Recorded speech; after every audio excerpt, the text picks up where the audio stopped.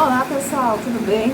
Aqui é a Patrícia, nosso canal de bate-papo literário. A gente está aqui hoje com um pouquinho de atraso para trazer mais uma resenha das minhas leituras aí de fevereiro.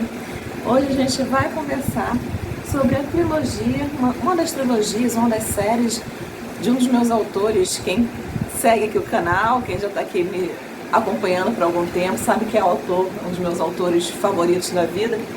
E dessa vez a gente vai conversar sobre a trilogia A Busca do Graal, do Bernard Cornwell.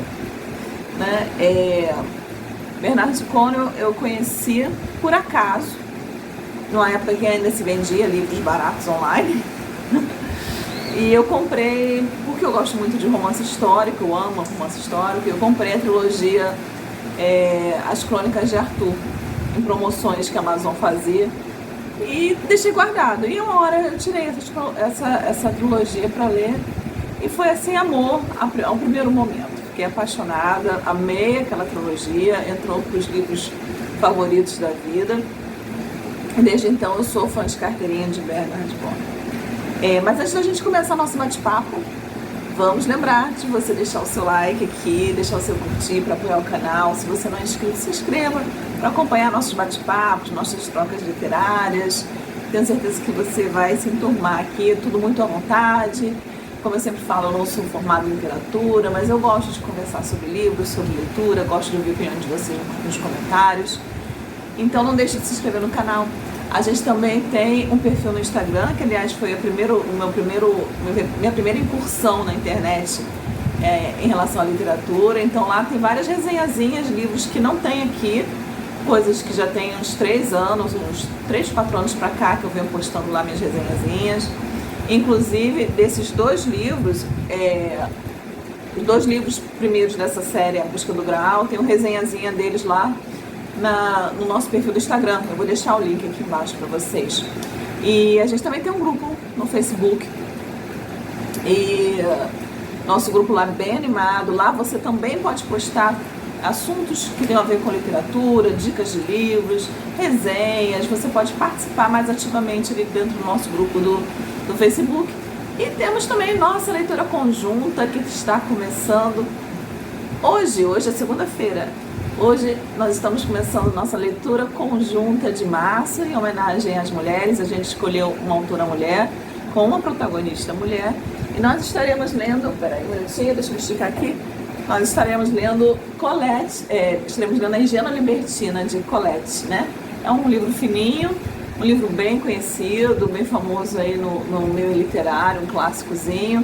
E vou deixar aqui também o link para o grupo de discussão no WhatsApp, e vou deixar também o link desse livro na Amazon. Todos os livros que eu mostrar aqui para vocês vão ter links aqui embaixo para a Amazon. Se vocês forem comprar, vou pedir para vocês usarem os links do canal, porque ajuda a gente a continuar o nosso trabalho, tá bom? Vamos participar da leitura, gente, vai ser super bacana, eu tenho certeza que vocês não vão se arrepender. Então é isso, então vamos falar aqui um pouquinho sobre Bernard Cornwell. Eu não tinha feito resenha desses livros aqui em vídeo ainda, porque eu queria terminar essa trilogia para bater papo com vocês. Ela é composta, como eu já falei, já mostrei aqui, 3 livros. O primeiro se chama O Arqueiro, o segundo, O Andarilho, e o terceiro, que eu acabei de ler agora, essa semana passada, é O Herege, né? Bernard Cornwell tem livros contemporâneos, mas ele gosta muito, como ele é um historiador, um pesquisador, ele gosta muito de trabalhar com essa época medieval, né, da Idade Média, 1300, 1400, século XIV, século XV, século XVI.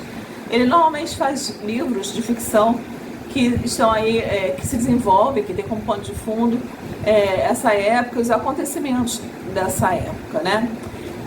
Como é a primeira vez que eu estou falando do Bernard Cornwell aqui com vocês em vídeo, eu quero falar para vocês um pouquinho sobre ele. Eu sempre tenho esse hábito de, toda vez que eu vou introduzir aqui um novo autor que a gente não bateu papo antes, de falar um pouquinho sobre o Bernard Cornwell. Ele tem alguns detalhes bem interessantes na biografia dele para a gente conhecer.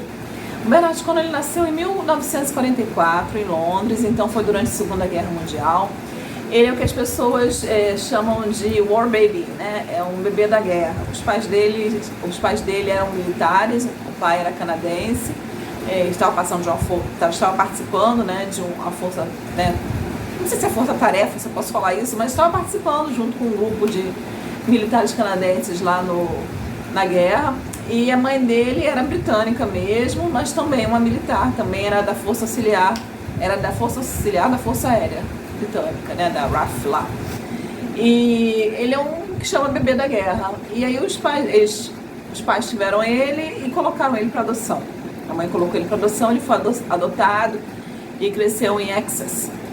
E ele cursou a Universidade de Londres. Bom, num primeiro momento, ele não trabalhou com livros, ele foi jornalista. Durante 10 anos ele foi jornalista da BBC. E aí ele decidiu mudar para os Estados Unidos. E aí eu fiquei na dúvida, que eu não fiquei com certeza da situação, mas parece que a mulher dele é americana. Eu não sei se ele foi para os Estados Unidos por causa da mulher ou se ele foi para os Estados Unidos e lá ele conheceu a esposa dele, a Judy.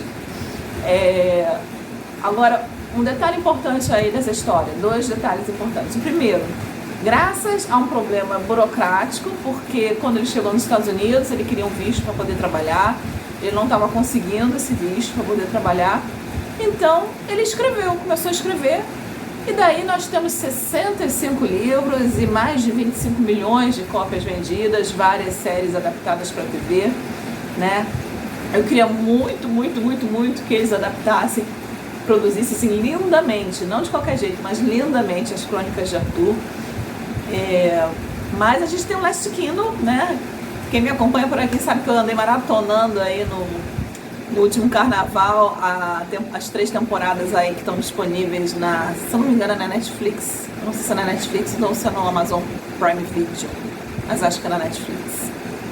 E a adaptação tá linda, tá maravilhosa, mas essa adaptação do Last Kingdom são das Crônicas Saxônicas. Eu ainda estou no 3º, 4º livro das Crônicas Saxônicas, tem os 13 já, eu acho, se não tiver mais.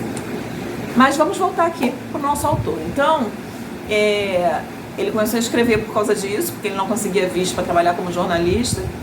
E desde então, ele foi produzindo séries e séries e séries. Como historiador, todas as séries de ficção histórica dele, ele tem livros que são contemporâneos também, mas todas as séries de ficção histórica dele são baseadas em fatos reais. Pelo menos no que se fala assim em relação a batalhas, a acontecimentos históricos, elas estão ligadas a fatos reais que realmente aconteceram.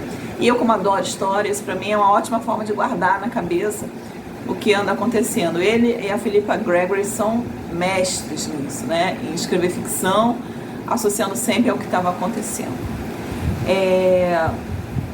Que mais? Outra coisa interessante, antes da gente parar de falar aqui do Bernard Cornwell, é que já adulto, né? Já em turnê com algum livro dele ou alguma série dele, ele passou pelo Canadá e ele conheceu nada mais nada menos que o pai biológico dele, né? Que era canadense. E o que ele descobriu aí foi que o sobrenome do pai era Altred. Qualquer semelhança com o protagonista de The Last Kingdom não é mera coincidência, gente. É o sobrenome da família biológica dele, né? Do Bernard Cornwell. E descobriu mais, o pai dele mostrou uma árvore genealógica dele, por parte de pai, que remonta, né, até o Lorde de Bebbanpur, né? Deixa eu ver se é esse mesmo, né, o nome do Lorde. Bebbanpur, e é o castelo de Bamburgh, né, que é a família do Utrecht, lá na série de TV. E muito bacana isso, né? Muito legal. Ele que gosta tanto de história, que é historiador, ter esse passado, essa genealogia, né? Muito legal. E tá rendendo uma série maravilhosa, que são as Crônicas Saxônicas, para quem curte, que nem eu aí, essas batalhas, essas histórias de reis, rainhas, intrigas entre a igreja e a nobreza. Tá sendo um barato. Bom, então agora que a gente já falou um pouquinho do Bernard Cornwell, a gente vai falar do enredo aqui. A gente tem 3 livros, como eu já mostrei. O primeiro deles, O Arqueiro. No Arqueiro aqui ele vai apresentar o protagonista, que normalmente, pelo menos no que eu já li até agora, né, do Bernard Cornwell, ele escolhe um protagonista e a gente vai ver não é em terceira pessoa a narração, mas a gente vai ver toda a história, toda a narrativa, né, pelos olhos desse protagonista, né? Raramente ele muda para um outro cenário com outras pessoas. Normalmente 90% ele vai seguindo a linha desse protagonista. E aqui, esse protagonista é o Thomas, né, que no início aqui está com 18 anos. Como eu já falei, nosso contexto aqui é a metade do século XIV, né, 1300 e alguma coisinha. E o Thomas mora numa cidadezinha, em Rockton, que é uma vila, né, na verdade, na Inglaterra. E ele mora lá com o pai dele. O pai dele é um padre, na verdade ele é um filho bastardo, né? O pai dele é um padre francês. E com esse pai, né, crescendo junto a esse pai, o Thomas teve sim ele tem uma visão religiosa muito aprofundada nele, sabe? Ele tem noções de religião, de fé muito aprofundadas nele. E também, como o pai dele é um padre francês, ele aprendeu francês, além do inglês. E o pai dele ensinou latim também, numa época que pouquíssimas pessoas sabiam ler, né? Ler e escrever. Thomas era fluente nesses 3 idiomas. Mas o Thomas, ao contrário, e vocês vão me perdoar, né? Porque eu não tem como, para mim, não teve como não fazer comparações do Thomas enquanto protagonista com o Derfel, que é o protagonista também, que também a gente conhece jovem nas séries das crônicas de Arthur. Não teve como não, às vezes, tentar fazer uns paralelozinhos, né? Ao contrário do Derfel, que sempre foi muito determinado, mesmo ainda criança, o Thomas é muito perdido na vida, é aquele garoto que gosta de aproveitar a vida, que gosta de curtir. Logo no início da história, ai gente, isso eu vou falar, são 3 livros, não vai ter como de vez em quando eu não dar um spoilerzinho aqui, mas eu não vou de jeito nenhum contar as partes importantes da história para vocês, as partes decisivas, mas uma coisinha ou outra vai acabar escapulindo aqui durante a nossa conversa. E o que eu vou falar agora é logo no início, vocês vão saber logo nas primeiras páginas que Thomas está lá aproveitando a vida, engravida uma menina, não sabe se fica com ela, se não fica, está naquela dúvida. Como é que ele vai contar aquilo pro pai? O pai é muito brabo, é meio louco da cabeça, entendeu? E uma coisa que é importante pra gente entender. Naquela época, eu vou contextualizar isso melhor quando eu falar da narrativa, por enquanto a gente está falando do enredo. Naquela época eles tinham muitas superstições, né? Muitas superstições. O povo todo era religioso, era supersticioso, religioso ou não. E as igrejas gostavam de ter relíquias de Cristo, né? Ou de santos, né? O manto que Jesus foi embrulhado quando morreu, a manta dele, sei lá, o terço da freira tal, não sei, coisas assim, sabe?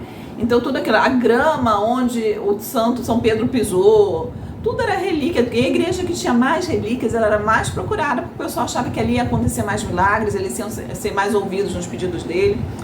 E ali naquela igrejinha de Rockton, onde o pai do Thomas, né, o Ralph, morava com ele, eles tinham a lança de São Jorge, né? Então, um belo dia, tá lá o Thomas pensando como é que vai contar pro pai que ele engravidou a menina, papapá, e aí a cidade é invadida por um bando de cavaleiros, com um lorde todo de preto na frente, e eles veem que é uma flâmula, né, uma bandeira lá francesa, e o que acontece? Esses cavaleiros, eles dizimam a vila, matam todo mundo, estupram, matam o pai do Thomas. Aliás, o pai do Thomas morre nos braços dele, né? Ele é mortalmente ferido, morre nos braços dele.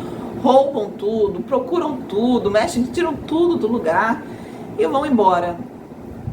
E o Thomas viu na heráldica ali da bandeira deles, né, nos escudos deles, que eles eram de uma determinada família francesa.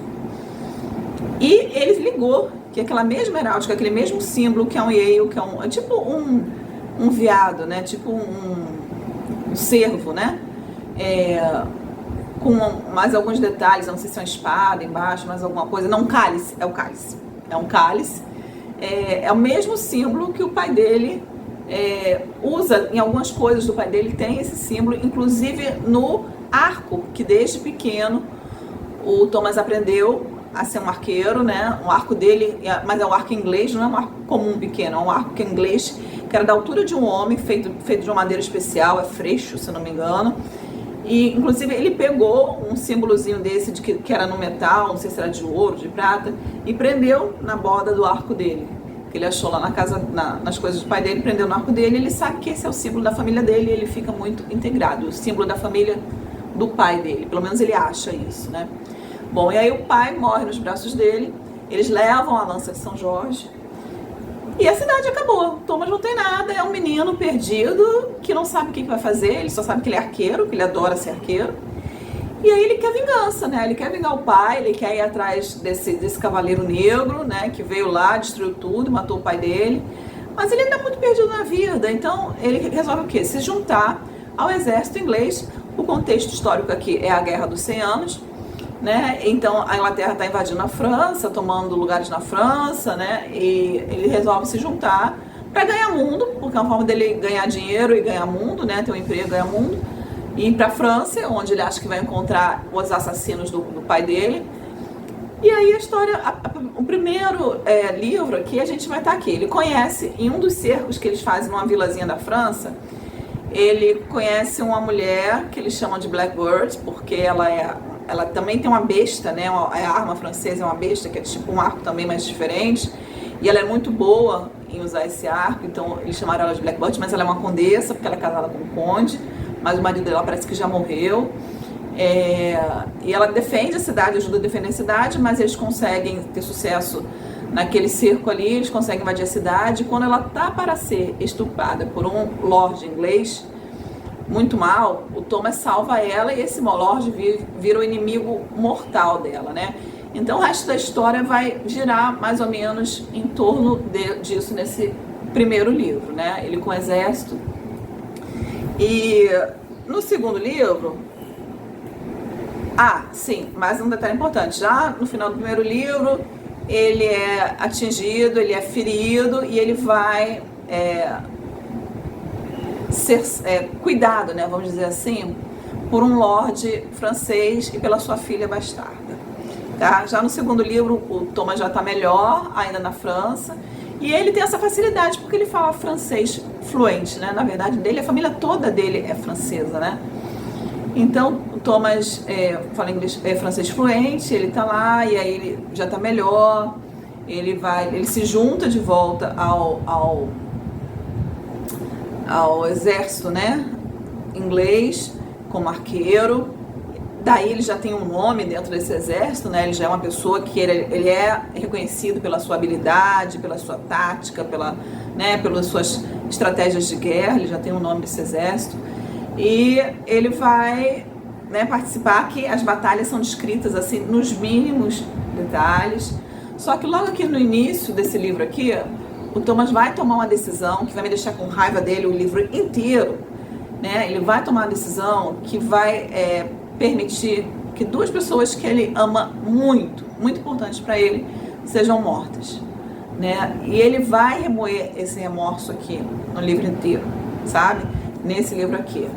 E durante o livro também, ele vai voltar de novo a focar na busca da espada de São Jorge. Só que, um detalhe que eu esqueci de dizer para vocês, que no primeiro livro, a única coisa que ele consegue resgatar, além do arco dele, né, é um livro que o pai dele estava fazendo, que era todo escrito em latim. E ele descobre que ele está sendo perseguido tanto pela igreja, né, como aquele lord inglês que matou o pai dele estava ali à procura deste livro, ou do que aquele livro poderia direcionar, ao que aquele livro poderia direcionar, que é o Graal de Jesus Cristo, o cálice de Jesus, né? O cálice bendito, o cálice da ceia. E é isso que todo mundo está procurando, porque seria a maior relíquia santa da humanidade, né? Quem conseguisse achar aquele cálice teria muito poder, né? Então, igreja gosta de poder, nobreza gosta de poder, interesses diferentes estavam conduzindo à busca desse cálice, que é o Graal. E aí, nesse segundo livro, ele entende por que ele está sendo perseguido, e aí ele mesmo resolver essa situação e também procurar por esse Graal, né? para resolver essa situação, para acabar com essa perseguição. Então, duas coisas estão movendo o Thomas agora. É a vingança pela morte do pai e agora também pela morte dessas duas pessoas que morreram, né? Porque ele se sente culpado, mas as pessoas foram assassinadas, então ele quer vingar isso. E uma questão de fé também, que como eu disse no início, o Thomas era uma pessoa cheia de fé. Perdão. Então, duas coisas estão movendo o Thomas agora, né? Então, nesse livro aqui a gente vai acompanhar essa parte da história. E no terceiro livro, gente, eu troquei o livro. Na verdade, isso aqui é o terceiro, tá? O segundo era esse aqui, o Andarilho. Mas vocês me entendem, né? Vocês entendem aqui a minha confusão. O segundo era o Andarilho. Agora sim a gente vai falar sobre o terceiro, que é o Herege. Mas, então aqui já no Herege, a gente vai ter já logo de início, assim,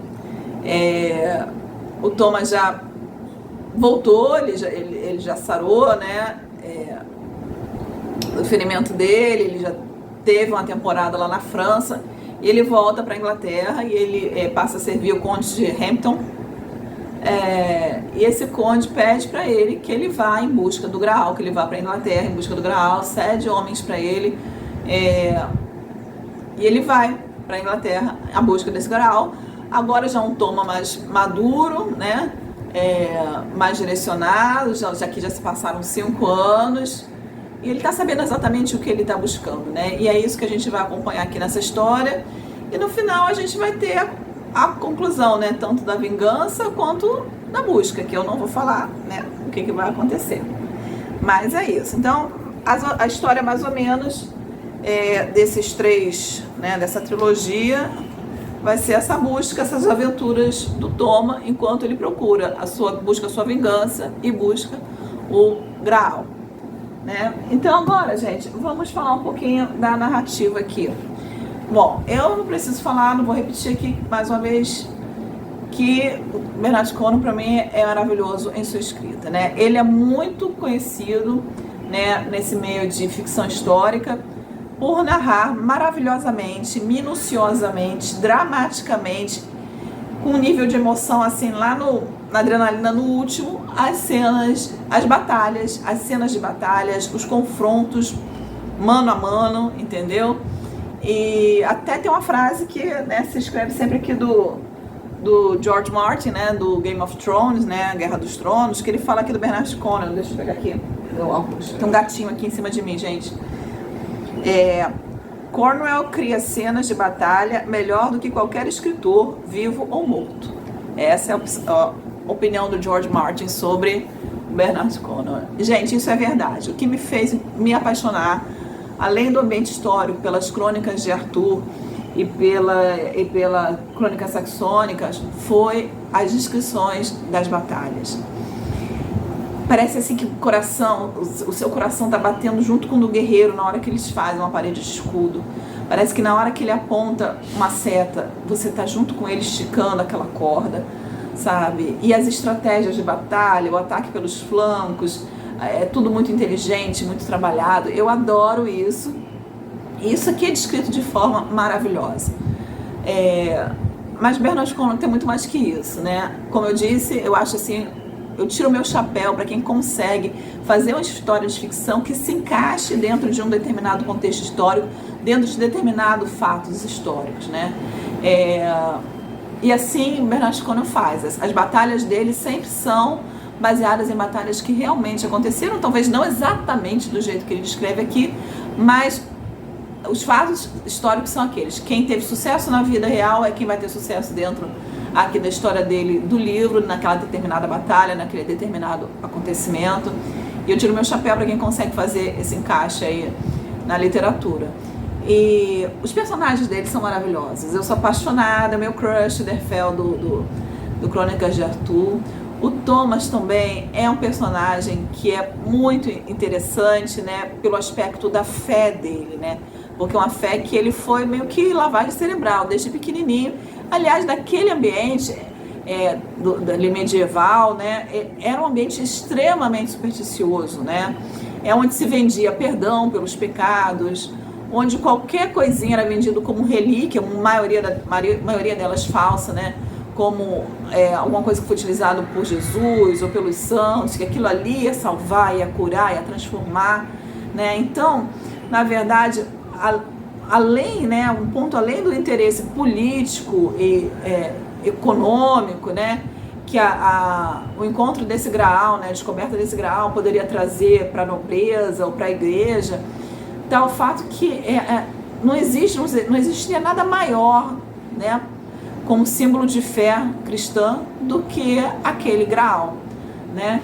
Então, assim, é uma coisa muito interessante, né? E o que a gente vai ter aqui é a história toda se desenvolvendo com essa busca, e aí vai ter as descrições de batalhas, vai ter armadilhas, vai ter, né?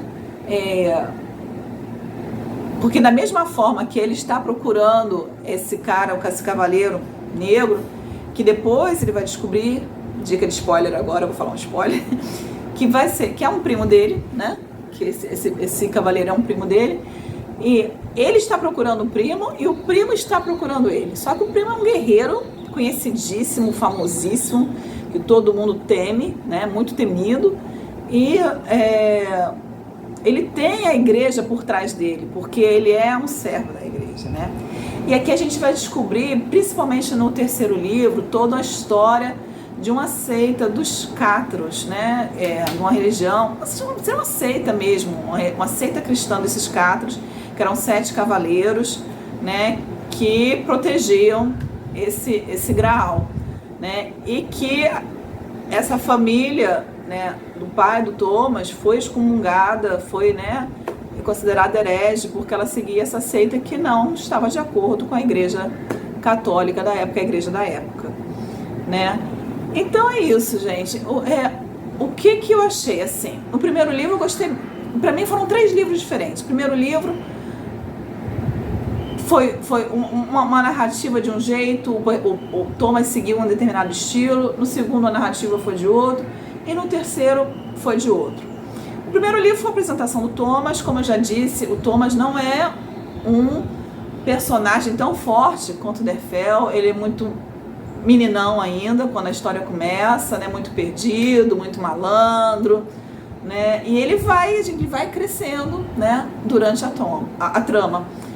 Mas ele nunca vai ter aquelas coisas que o Derfel no Crônicas de Arthur tinha, de determinação, de querer salvar a Inglaterra. O Thomas não tá preocupado com isso. O Thomas, ele tá preocupado com ele, com a vida dele, e ele questiona, ele é muito assim, inseguro quando acontece alguma coisa que não vem de encontro com os preceitos cristãos que ele aprendeu. Ele fica se achando que a vida dele acabou, que sabe, que ele não tem vida eterna, que ele não serve para nada. Então ele é muito perdido nisso. E isso vai até o final da história, que é quando ele ganha um pouco mais de segurança naquilo que ele crê, né? Que não depende de homens. Ele vê muito a fé dele, a salvação dele, né? O caráter dele como ser humano ligado aos preceitos que ele aprendeu na igreja, as doutrinas da igreja. E ele, no final, ele descobre que a fé dele independe de doutrinas, né? Que a fé dele é ele com Deus, né? Pelo menos foi o que eu entendi no final do livro. Mas é um personagem que ele vai crescendo, como eu disse no segundo livro, ele dá uma mancada assim que me deixa com uma raiva muito grande dele. Mas o que eu gosto também nesses personagens do Bernard Cornwell é que eles não são perfeitos, eles têm, mesmo os protagonistas, porque a gente fica torcendo e querendo que tudo dê certo, que ele consiga, eles são pessoas com qualidades e defeitos, e a gente vai acompanhando isso durante a história. Mas e mesmo o Thomas sendo protagonista, existem vários outros, né, que estão ali, que fazem parte do núcleo, né, do Thomas, que vão de uma forma ou de outra acompanhar ele praticamente durante toda a história, que também a gente vai vendo o desenvolvimento desse relacionamento de um com o outro, né? E é isso, eu acho assim, o Bernard Cornwell, ele trabalha tudo, ele trabalha as batalhas, não existe descrição de batalha que nem ele faz, né? Como eu já disse, para quem gosta desse tipo de filmes de reis, de rainhas, de batalhas, não existe descrição igual a dele. Ele trabalha muito a construção do personagem também, que normalmente os livros que ele faz São poucos livros avulsos, a maioria são séries mesmo, né? No mínimo trilogias, né? E a gente vai acompanhando o crescimento desse personagem. Eu gosto desse acompanhamento, eu gosto de fazer esse acompanhamento do personagem, de ver as mudanças de caráter, de atitudes, de sentimentos. Eu gosto de acompanhar isso. Ele vai trabalhando os relacionamentos também durante as histórias. E ele descreve todos os ambientes de uma forma assim maravilhosa, que você consegue ver, quase sentir o cheiro, né, daquilo ali, do cocô de vaca, do sei lá, gente, do fogo subindo no meio da floresta, né, da clareira que eles fizeram, e fizeram aquele fogo, que eles estão ali acampados, aquele fogo subindo. Você ouve aquele estalar né, do fogo e sente o cheiro da grama, né? Eu adoro. Então, assim, 3 livros diferentes. O primeiro é essa construção de personagem. O segundo foi o livro que eu menos gostei, no sentido que ele passa quase 100 páginas escrevendo uma batalha, que é muito bem descrita, porque existem várias estratégias, hora um avança, hora o outro grupo avança, hora você acha que um vai ganhar, na hora o outro vem e faz um contra-ataque pela retaguarda. Então a batalha é muito bem descrita, mas eu acho, pra mim, Patrícia, ela demorou demais. Ele podia ter encurtado um pouco isso aí, sabe? E é um livro que é o mais violento dos 3, sabe? É um livro que é o mais violento dos 3. Para mim, de tudo que eu já li do Bernard Cornwell, esse foi o livro esse segundo livro, O Andarilho, foi onde ele pesou mais a mão nas cenas de violência, sabe? E aí eu fiquei meio assim. E aí eu fui pro terceiro livro, talvez esperando um pouco menos, e me surpreendi, porque o terceiro livro para mim foi o melhor da história. Foi assim, para mim, Bernard Cornwell no seu top, né? Porque é um livro fluido, as coisas estão acontecendo o tempo todo, a gente tem lutas, a gente tem batalhas, a gente tem cercos, mas é uma dinâmica de acontecimentos muito mais rápida do que a dos outros livros, e a história vai desenvolvendo e vai chegando a uma conclusão, né? Porque ela termina aí nesse terceiro, ela vai chegando a uma conclusão, você vai vendo as coisas se direcionando para o fim. A gente já vai vendo um Thomas que eu gostei de ver mais maduro, mais consciente, mais direcionado, já balançando, né, pensando um pouco mais, sendo um pouco menos abusado na hora de tomar atitudes, um pouco menos ousado e mais racional na hora de tomar atitudes. Então eu gostei de acompanhar esse crescimento do Thomas aí durante a história. E tem uma conclusão que eu gostei muito. Eu gostei muito de como ele fechou essa história. Então, assim, 4,5 de 5, vamos dizer assim, né? Para a trilogia como um todo, muito boa, indico muito a leitura de vocês, para vocês. E eu queria mostrar para vocês que esses livros aqui, essa trilogia, foi escrita entre 2000 e 2003, essa da Busca do Graal.